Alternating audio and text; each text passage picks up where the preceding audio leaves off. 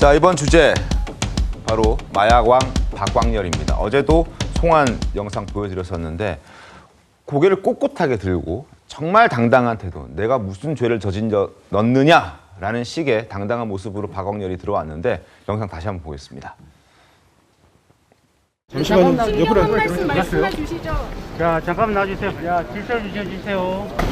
그럼 남자도 아니요. 시킬게요. 피해자 유가족한테 하실 말씀 없으세요? 남자도 아니라고요? 당신 때문에 고통받는 마약 피해자들한테 하실 말씀 없으세요?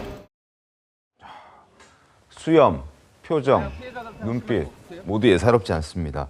특히 송환되면서 특정인에게 시비를 거는 모습도 포착이 됐는데 저렇게 손가락질하면서 째려보면서 넌 남자도 아니다라고 얘기를 했는데 누구한테 한 말입니까, 양재인 변호사님? 이게 이제 기자들이 여러 명이 몰려 있었던 상황이었는데 본인이 안면이 있는 한 PD를 발견을 한 겁니다. 그래서 그 PD를 향해서 넌 남자도 아니다 뭐 이런 이야기를 했고 옆에 있던 기자가 남자도 아니라고요? 이렇게 되물었더니 응 이라면서 굉장히 당당한 태도를 보였습니다. 알고 보니까 이 남자도 아니야라고 이 이야기를 들은 그 대상의 경우에는 해당 PD는 이 마약왕 박광렬의 이제 주제를 가지고 오랫동안 다큐멘터리를 만들어 왔던 PD입니다. 그렇기 때문에 실제 필리핀의 현지로 날아가서 이 인터뷰까지 진행을 하기도 했고 어느 정도 인터뷰에 응해서 이야기도 이제 주고 받은 사이다 보니까 안면이 있었고, 근데 다만 본인에 대해서 이렇게 굉장히 뭐 이렇게 악마화한다라든지 아니면 본인에 대한 이야기를 본인이 생각하는 바와는 좀 다르게 끌고 가는 부분에 대해서 굉장히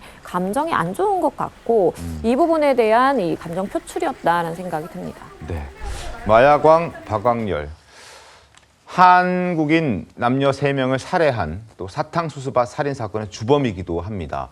이 사건으로 박광렬은 징역 60년형을 선고받았었는데 공범이 경찰에 진술한 내용을 보니 굉장히 무시무시한 사람이었습니다. 박광렬, 게임이라 생각하고 총을 쏘라 했다. 그러니까 사람을 죽일 때 마치 게임이라 생각하고 편하게 총을 쏴라라고 얘기를 했다는 거죠. 머리에 총 맞고도 신음소리가 나고 흙을 덮어도 살아있었다고 얘기를 하면서 다시 돌아가서 한 발 더 쏘자라고 말했던 사람이 바로 박광렬이었다는 겁니다.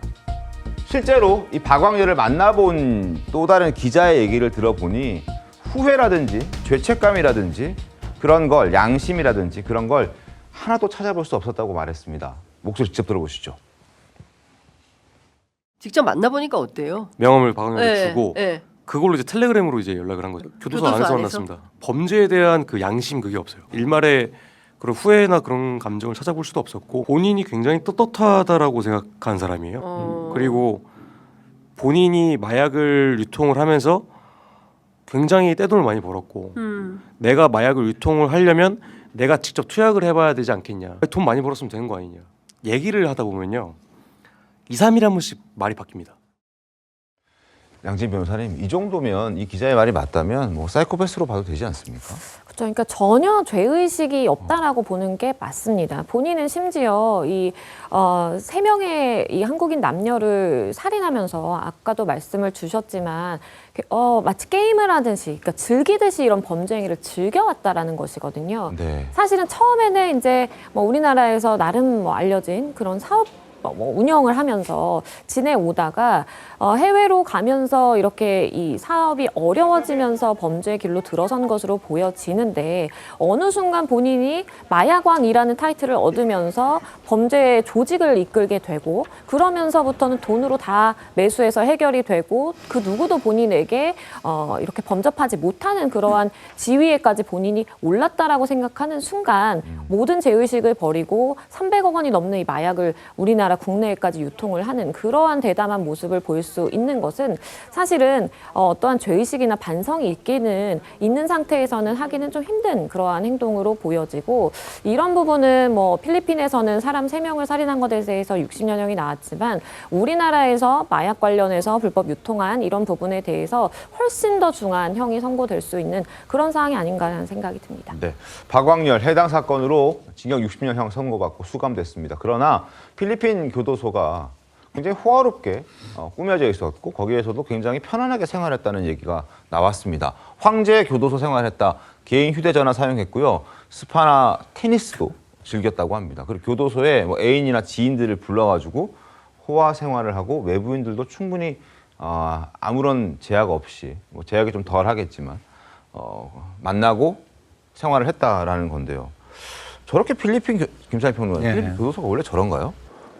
원래 그런 건 아니고 저 교도소는 원래 모범수들이나 형기가 거의 끝나가는 사람들에게 뭐 이제 직업 교육도 시키거나 뭐 재활을 위해서 뭐 준비도 좀 하거나 이러는 용도의 교도소라고 해요. 네. 근데 그렇지 않고 60년형을 받은 자가 저기 가서 저렇게 수감 생활을 하는 것은 아무래도 뭔가 뒤에 검은 거래가 있어서 가능한 것이겠죠. 그래서 뭐 개발이 그러니까 이제 저개발국 같은 경우에 네. 뭐 부패 카르텔 같은 것들이 굉장히 있고 그런 속에서 저런 특혜를 누리게 된 것이 아닌가. 그러니까 저런 특혜가 또 무엇을 만들어내냐면 인간성을 잠식하는 거예요. 네. 돈이나 뭐 이런 걸로 모든 것들을 다 해버릴 수 있고 사람의 목숨이나 뭐 이런 것도 우습게 보이게 만드는 다시 말해서 본인 스스로를 악마로 만들어가는 과정 속에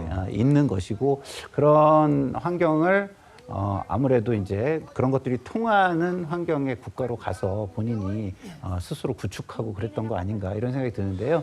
이번에 우리나라로 좀 이렇게 수사를 위해서 이렇게 데려왔으니까 조금 더 저런 것들에 대해서 좀 바꾸고 국민들에게 교훈이 될 수 있는 무언가 조치가 있다면 꼭 찾아내서 그런 조치를 우리 국가가 해줬으면 좋겠다라는 생각이 듭니다. 황제 교도 생활하면서 휴대전화 마음껏 쓰고 그 휴대전화를 이용해서 한 달에 300억 원어치의 마약을 유통시켰습니다. 전 세계라는 닉네임으로 전 세계에 유통시켰습니다. 마약왕 박광렬 텔레그램 닉네임 전 세계로 활동했고요. 하부 조직 바티칸 킹덤을 운영했고 국내로 매달 필로폰 약 60kg, 시가 300억 원대를 유통시켰습니다.